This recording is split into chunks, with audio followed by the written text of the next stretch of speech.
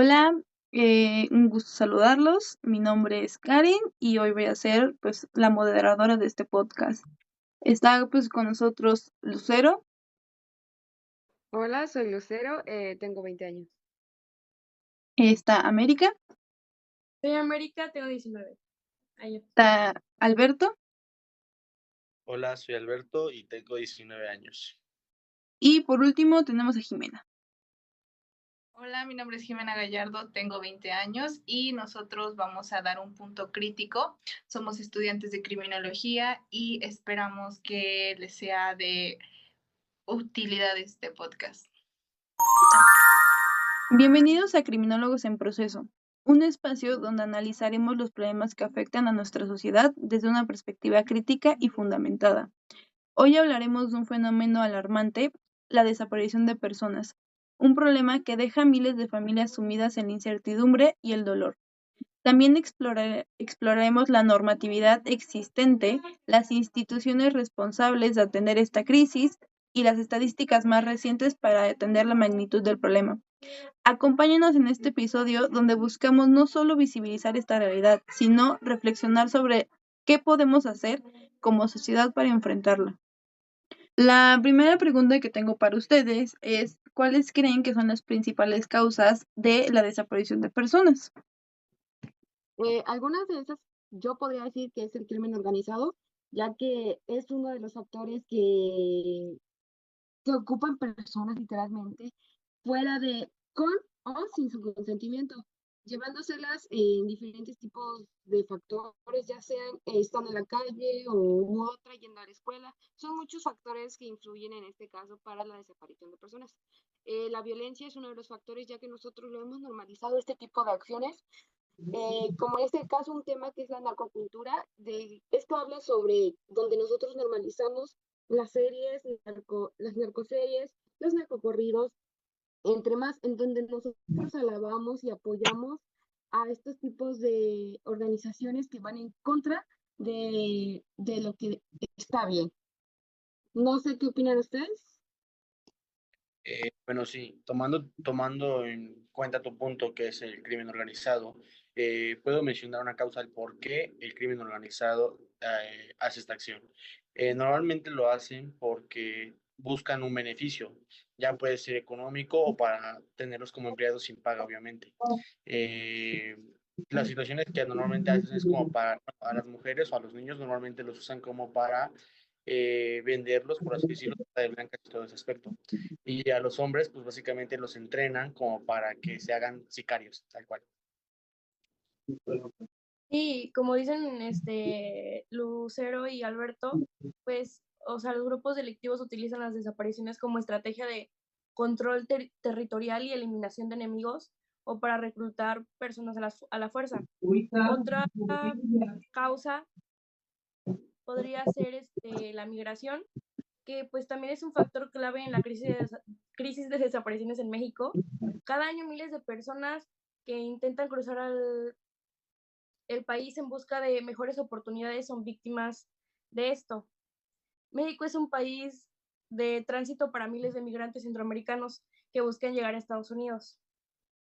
Y bueno, también retomando el punto de mi compañera Lucero, siento que sí es importante el hecho de que estamos normalizando mucho la desaparición de personas y ya se nos hace como algo muy cotidiano. Entonces, si nosotros tenemos muy normalizada esta conducta antisocial, no vamos a hacer nada para ponerle una solución, perdón, por pensar que ya es algo más cotidiano, ¿no? Otra causa por la que pasa es el cohecho, la impunidad, la corrupción que existe dentro de nuestro país.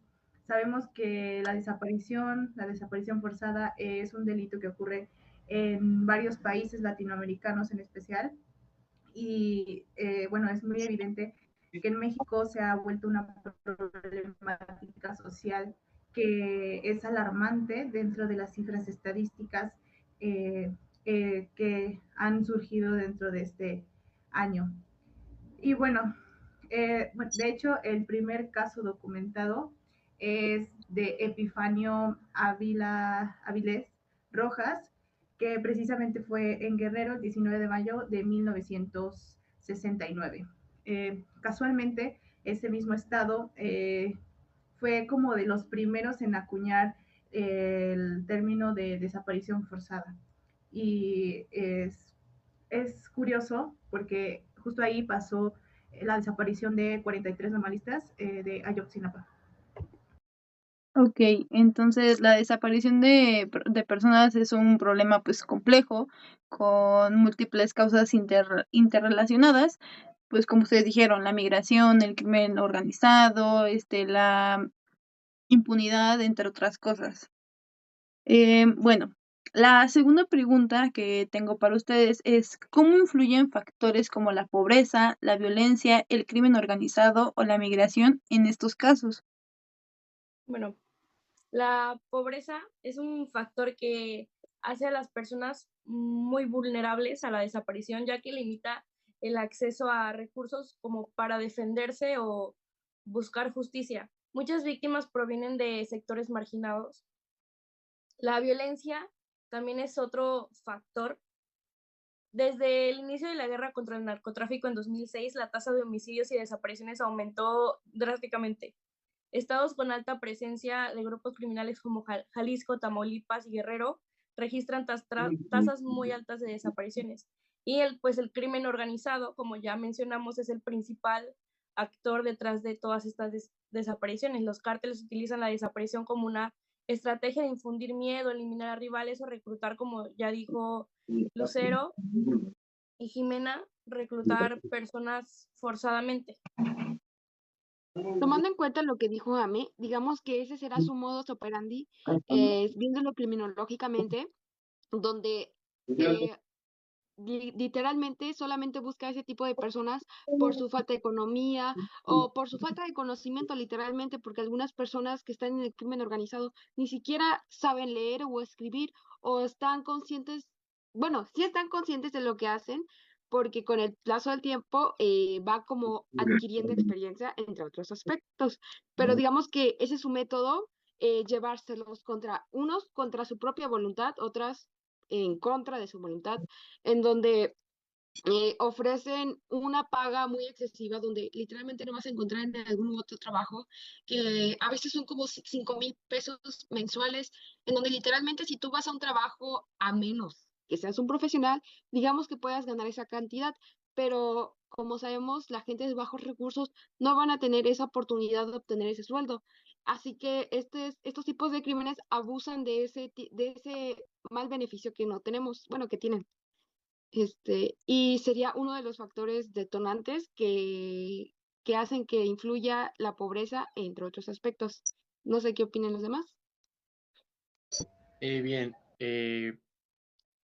la pobreza tiene una relación muy importante, ya que, como ya mencionaron mis dos compañeras, las personas que tienen bajos recursos normalmente son las más vulnerables, perdón, a vivir esto, ya que por la falta de oportunidades, tanto laborales y, como ya mencionó mi compañera, si una persona que no tiene como los estudios necesarios, no le dan trabajo, la verdad, y si sí es un trabajo muy negriado, con una paga de ni siquiera el salario mínimo, vaya. Entonces, si estas personas, que es el cártel organizado, te ofrecen cantidades excesivas como 10,000 pesos simplemente por andar avisando de que, oye, avisa cada que vaya una patrulla, cosas así, pues obviamente la persona sí sabe que lo que va a hacer es malo, pero pues si el Estado no te apoya en ese sentido, ¿cómo es que, pues, o sea, cómo vas a buscar tu bienestar para cubrir estos gastos, estas necesidades básicas?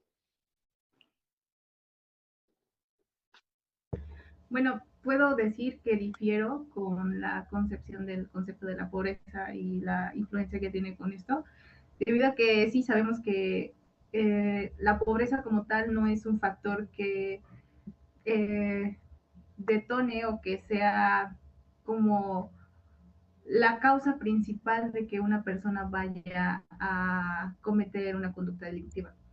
Sin embargo, sí es evidente que a lo mejor tienen más acceso a este tipo de conductas, ¿no?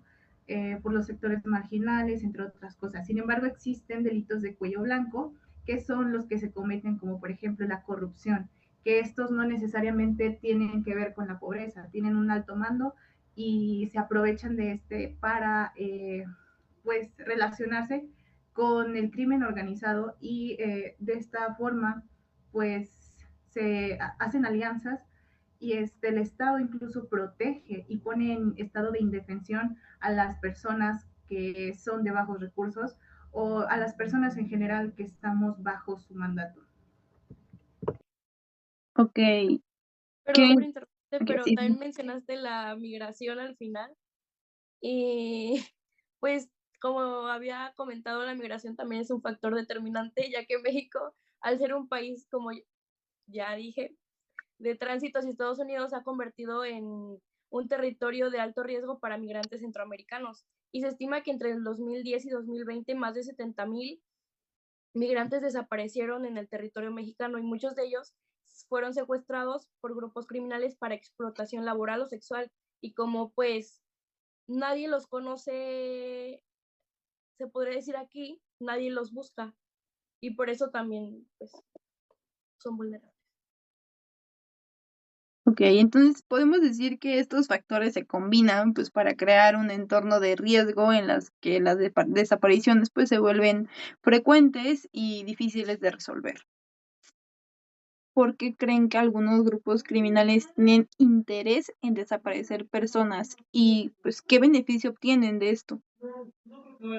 Pues lo básico, digamos que es para que no saquen información a las autoridades o a otros tipos de mandos. Para ellos es más fácil la desaparición, ya que no tendrán como algún problema o algún dilema futuro para que estas personas no hablen. No sé qué opinen Beto o Ame o Jime. Pues sí, es evidente que es una forma de represión social y muchas veces se utiliza esta práctica de desaparecer a las personas para realizar otro tipo de delitos, como por ejemplo el tráfico de personas, eh, bueno, como ocurrió en Jalisco, que eran campos donde pues se reclutaban a personas y encontraron demasiadas pertenencias como zapatos, y cosas personales de las personas que fueron víctimas de este delito. Aparte de que, pues bueno, muchas veces son privadas de la vida. Creo que, bueno, Lucero y Jimena dijeron que las desapariciones son como un método de represión y control. O sea, sí creo que es eso, pero no solo es eso, sino que también generan beneficios estratégicos y económicos para los grupos delictivos. O sea, desaparecen a las personas y las explotan. En muchas ocasiones, las víctimas de desaparición no son asesinadas de inmediato, sino que las utilizan para trabajos forzados, explotación sexual o tráfico de órganos.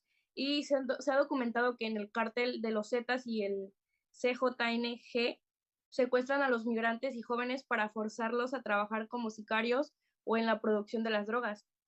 La trata de personas es un negocio millonario. De crimen organizado, pues tienen interés porque les permite tener el control del territorio, eliminar amenazas y hasta por el mismo placer de ellos. Y pues así operar con pues, menor riesgo de ser detectados. Bueno, otra pregunta que tengo para ustedes es, ¿cuáles son las cifras actuales de desaparición en el país? Bueno, yo como tal no tengo unas cifras actuales, pero checando el Registro Nacional de Personas Desaparecidas y No Localizadas, en el año de 2023, cada día se desaparecían 28 personas entre el rango de edad de 0 a 17 años y como ya mencioné, pues normalmente no fueron localizadas. Entonces es agravante las cifras que está marcando, ya que son 28 al día. O sea, imagínate el grado de gravedad de esto. Son del sexenio de Andrés Manuel López Obrador, de 2018 a 2024, donde se reportaron 53,261 desaparecidos, en donde el 49% se concentró en solo 6 entidades, que fueron Jalisco, que fueron 6.724, Estado de México, que fueron 5.425, Michoacán, que fueron 3.758, Ciudad de México, que fueron 3.655, Tamaulipas, que fueron 3.351, y Nuevo León, que fueron 3.256. Y en contraste, los estados con las cifras más bajas en este fenómeno fueron Campeche con 67, Yucatán con 82, Puebla con 100, Colima con 357 y Oaxaca con 374. Bueno, también hay que destacar que se ha recortado la cantidad de personas donde literalmente cierran casos que son inconclusos para bajar en las cifras que están anualmente, en donde se siente que hay mucha impunidad y corrupción, como se ha hablado en las otras preguntas. Bueno, Sí, al igual que pues algunos feminicidios los pasan como desaparecidos, ya no como feminicidios, sino como personas desaparecidas. bueno, creo que las cifras reflejan realmente una problemática grave en México. El incremento de las desapariciones, pues, destaca la necesidad urgente de estrategias de prevención, búsqueda y la atención de las familias afectadas. La siguiente pregunta que tengo para ustedes es, ¿cuáles son las leyes existentes en torno a la desaparición de personas? Bueno, ya teníamos tipificados este tipo de delitos dentro del Código Penal Federal, nacional, perdón. Sin embargo, algunos artículos fueron derogados y se creó la Ley General en materia de desaparición forzada, desaparición cometida por particulares y del Sistema Nacional de Búsqueda de Personas. Según el capítulo 4 de la desaparición cometida por particulares, el artículo 34 dice que incurre el delito de desaparición cometida por particulares quien prive de la libertad a una persona con la finalidad de ocultar a la víctima su suerte o su paradero. Y también tenemos, por ejemplo, en el Código Penal del Estado Libre y Soberano de Puebla, el artículo 304 bis, que dice que comete el delito de desaparición forzada de personas. Por ejemplo, el 1, que dice que el servidor público o el particular que con autorización o apoyo o la adquiescencia de un servidor público prive de la libertad en cualquier forma a una persona, seguida de la abstención o negativa de reconocer dicha privación de la libertad o proporcionar la información sobre la misma o su suerte, destino o paradero. Otra de las organizaciones en donde nosotros podemos hacer nuestra demanda de que se desapareció algún familiar es en la Vicefiscalía en Personas Desaparecidas, dando nuestra denuncia o nuestra informe de que algún familiar está desaparecido, en donde nosotros lo encontramos en cada estado, literalmente en fiscalías, es donde tú te presentas y haces tu declaración. Creo que sería todo. Pues, solo agregar que a pesar de todo esto, pues la falta de coordinación entre instituciones y la resistencia del gobierno para aceptar la responsabilidad sigue siendo un obstáculo para la justicia. Ok, bueno, otra pregunta es, ¿cómo funcionan estos protocolos de búsquedas en estos casos de desaparición? Me parece que primero tiene que esperarse 24 horas para que se dé a conocer si dicha persona se fue con tercera persona que sea conocida, no sé, que se haya ido con un amigo o algo, esperando información ya cumplida 24 horas, que en otros lugares me parece que son 8 horas, en donde no se encuentra paradero de esa persona, se acude a fiscalía y se hace ¿cómo una alerta sobre la persona desaparecida, que en este caso es la alerta Amber, en donde se les da a todos a conocer si han visto a la persona, dándoles especificaciones de cómo salió en ese momento, dando rasgos físicos, lo esencial para poder localizar a ese tipo de persona, y me parece que es como el proceso que se lleva hasta encontrarlo, si es posible. ¿Ustedes creen que estos protocolos son efectivos? Los protocolos sí, tienen una normatividad, un procedimiento y, bueno, pasos a seguir, ¿no? Lo que no es factible aquí son las instituciones gubernamentales que pues ya están coludidas algunas con el crimen organizado, hay corrupción y hay intereses de por medio, ¿no? Así como lo dice Jime, literalmente el protocolo de una u otra forma está bien, pero estaría muy bien actualizarlo de alguna forma, ya sea con lo que tenemos ahora, pero lamentablemente las instituciones son las que no cumplen con ese trabajo, en donde que toman la alta de la persona desaparecida y si tú te metes a buscarla, porque tenemos ese tipo de acceso para saber si está de alta la persona que tú demandaste para que la buscaran, luego no se encuentran en donde dicen que nunca se hizo ese tipo de procedimientos denegándolos o literalmente solamente no haciendo su trabajo debido a esta la corrupción donde tal vez el crimen organizado se encarga de pagarle una cierta cantidad a estos tipos de instituciones para que no hagan su trabajo. Lamentablemente México es uno de los estados con más corrupción, como todos sabemos, en donde esto es, digamos, normal, lamentablemente.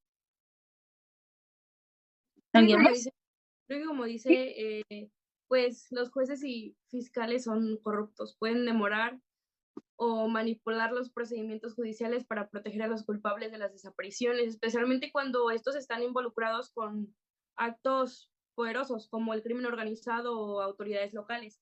Esta impunidad judicial es un obstáculo considerable en la búsqueda de justicia para las víctimas de desaparición. Y también en el caso de la desaparición forzada cometida por agentes de Estado. Los funcionarios corruptos protegen a los responsables al cubrir pruebas y omitir investigaciones. A menudo la intervención política en los casos de desapariciones, especialmente cuando involucran a las fuerzas militares o policiales, minimiza las posibilidades de enjuiciar a los culpables y pues el entramado de corrupción del sistema judicial asegura que los perpetradores, algo así, no enfrenten la Perpetuadores. justicia y perpetúa la impunidad y pues la corrupción no solo afecta el proceso judicial, sino que el acceso a justicia para las familias de las víctimas. A menudo los familiares de las personas desaparecidas pueden lidiar con barreras burocráticas, retrasos en la investigación y un trato despectivo por parte de las autoridades en algunos casos. Las autoridades locales incluso amenazan o acosan a familiares para que no sigan presionando por respuestas. Bueno, ya a manera de conclusión, bueno, al menos de mi parte, es de suma importancia que se refuercen las instituciones de justicia, es decir, que se garantice la correcta aplicación de las leyes y se combata, perdón, la corrupción, como ya mencionaban mis compañeras, ya que es algo muy importante.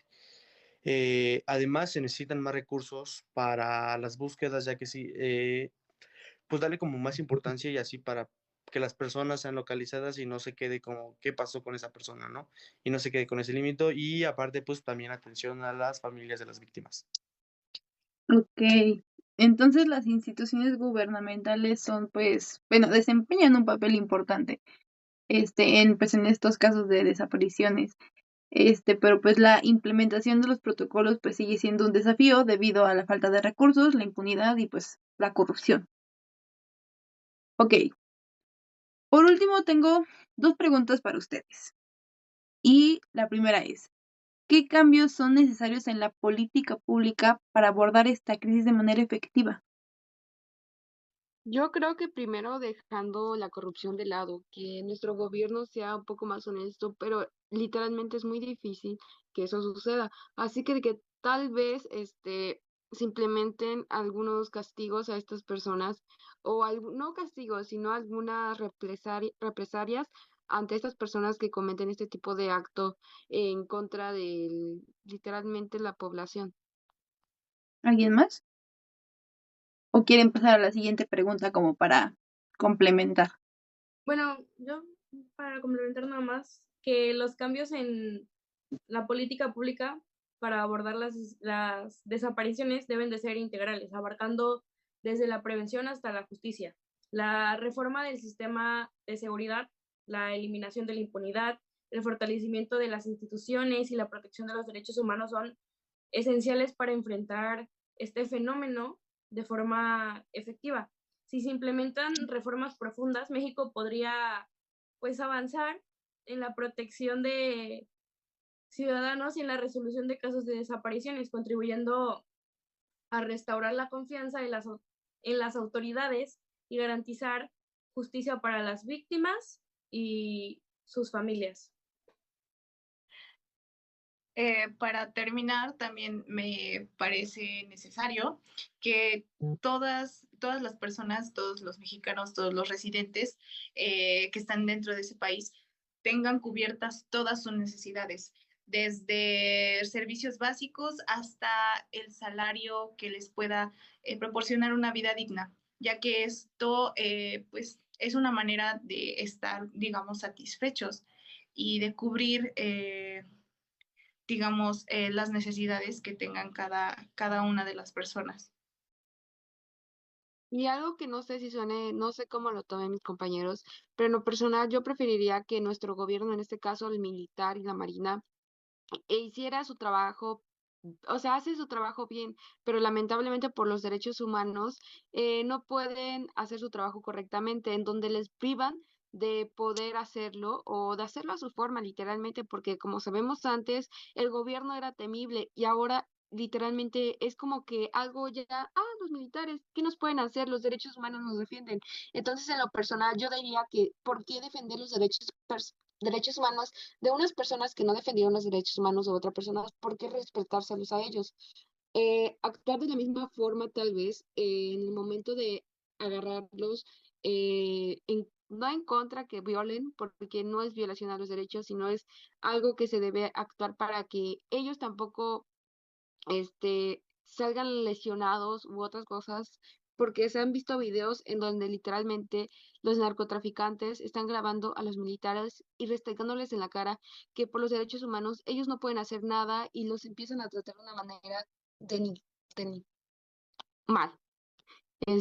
Y no me parecía correcto tal vez cambiar eso a los Denigran- militares exacto, cambiarlo.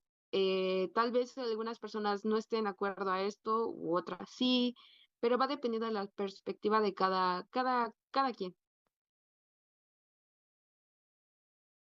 Bueno, voy a continuar con la siguiente pregunta, que es la última, así que pues piensen bien. Es, ¿cómo puede la sociedad contribuir a visibilizar y combatir esta problemática?